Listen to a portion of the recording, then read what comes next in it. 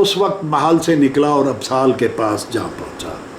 दोनों ने मंसूबा बनाया कि वो जितनी दौलत, सोना, चांदी, हीरे, जवाहरात इकट्ठे कर सकते हैं कर लें और ये मुल्क छोड़कर फरार हो जाए, ताकि उन्हें अपने बाप से निजात मिल सके और वो किसी दूसरे मुल्क चले जाए जहाँ उसके बाप का ख्याल भी उन तक ना पहुँच सके।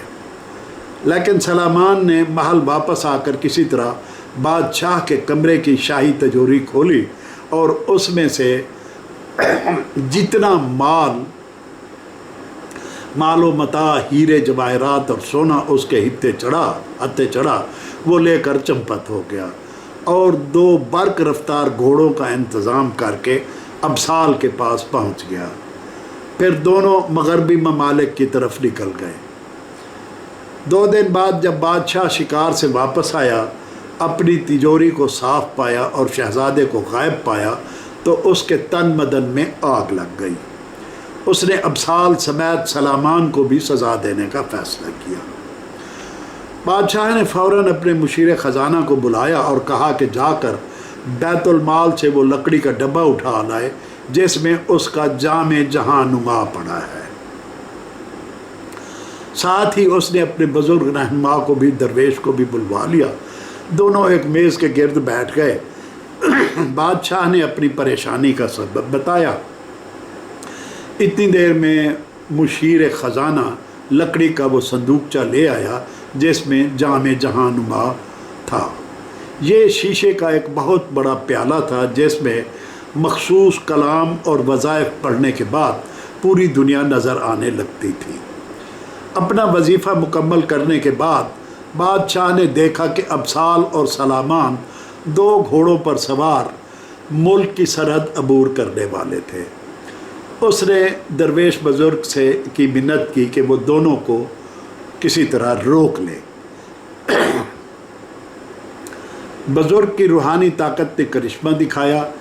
एकदम अबसाल और शहजादे के दोनों के घोड़े लड़खड़ाए और ऐसे गिरे कि जैसे उनकी सारी टांगें टूट गई हों।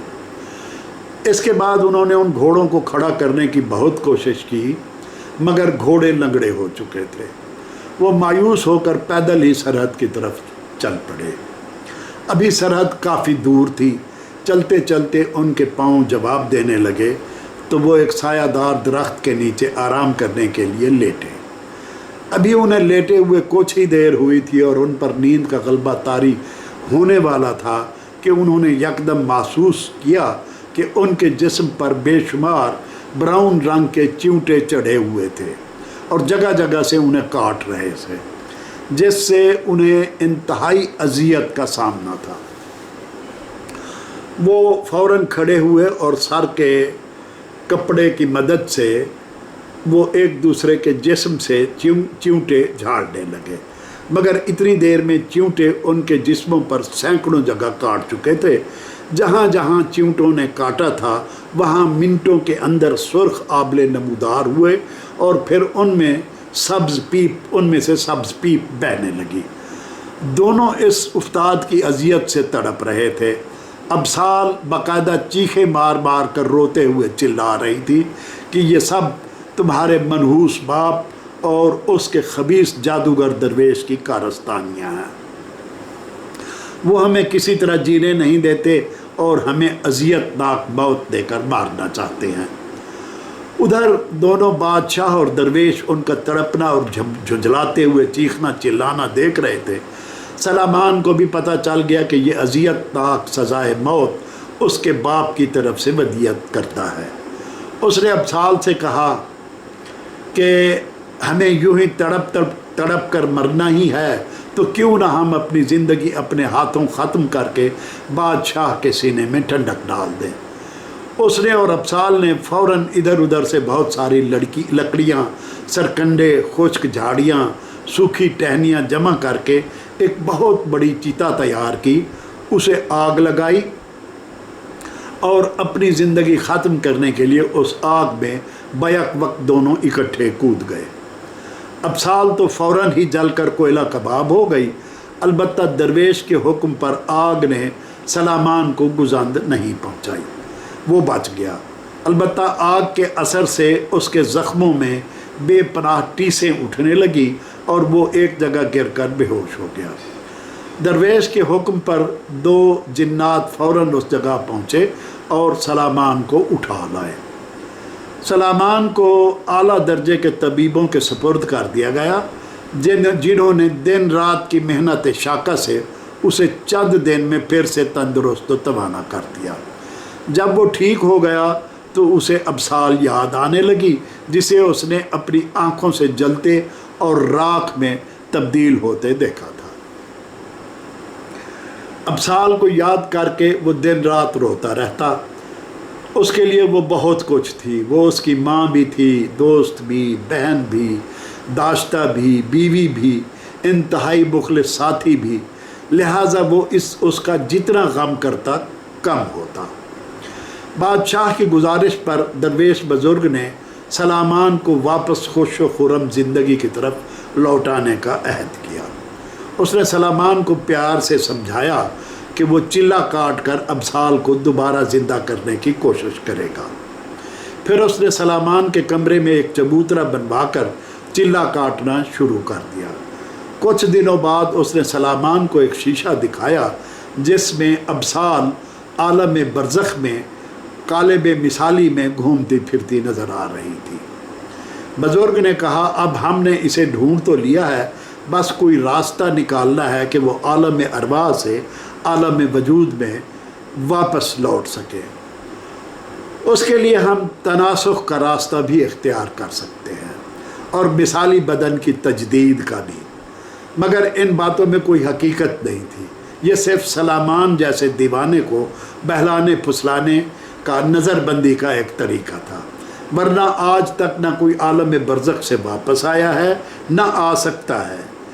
جیلی عاملوں اور فراڈ پیروں نے روحوں کو بلانے کا جو ڈھونگ رچا رکھا ہے وہ سراسر سلامان جیسے بے وقوفوں کو پاگل بنانے کا ایک طریقہ ہے، جو دراصل ایسے جہلاء کو وقتی طور پر بہلانے میں بہت کارآمد ہوتا ہے۔ بظاہر درویش پیر علی کلاس سلامان کے کمرے کے چبوترے پر بیٹھا چلہ کاٹتا رہا، مگر دراصل وہ سارا دن سلامان کو چکر دیتا رہتا۔ اس نے وہ شیشہ مستقل سلامان کے حوالے کر دیا جس میں وہ دن رات ابسال کو دیکھتا رہتا۔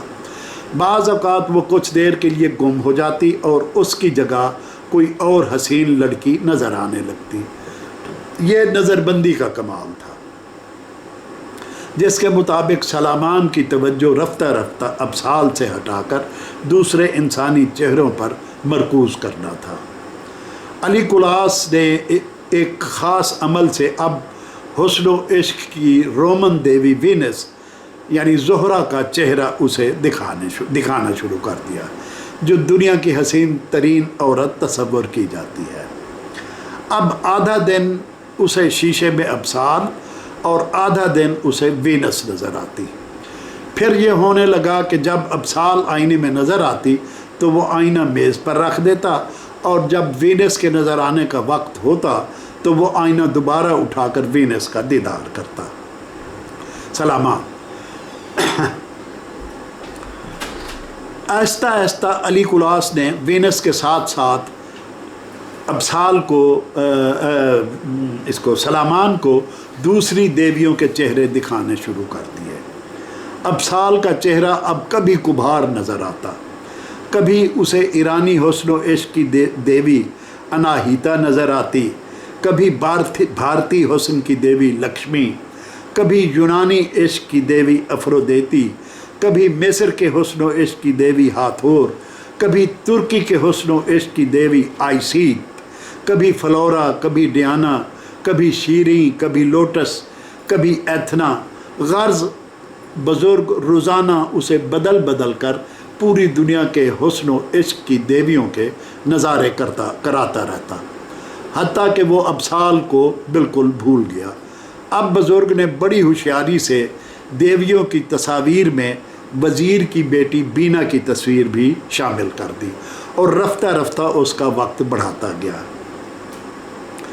جب 40 دن بعد اس کا چلہ پورا ہوا تو بینا سلامان کے دل و دماغ پر مسلط ہو چکی تھی اور وہ مکمل طور پر صحت مند ہو گیا تھا۔